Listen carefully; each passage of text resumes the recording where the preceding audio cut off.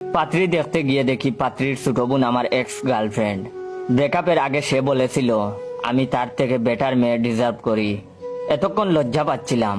এক্সকে দেখার পর পাত্রীকে খুঁটিয়ে খুঁটিয়ে দেখতে লাগলাম। নাক, চোখ, ঠোঁট, হাসির ছবি তো এক্সের কাছাকাছি।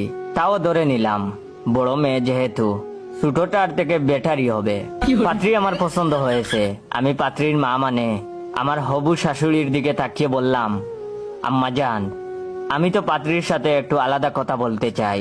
আমার কথা শুনে এক্স গার্লফ্রেন্ড আমার দিকে তাকিয়ে মুখ বেঁকছি দিল।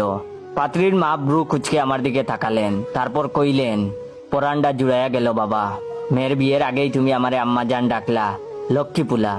তখন আমি বললাম, আম্মা জান, আমরা তো বংশীয় ঘরের ছেলে, এমনই আমরা। তখন আমার শাশুড়ি আম্মা বললেন, আহা, জীবন ধন্য বাবা, যাও কথা বলো তোমরা। তারপরে পাত্রীর সাথে কথা বলার জন্য আমি আলাদা রুমে গেলাম। আমি পাত্রীর সামনে বসে আছি।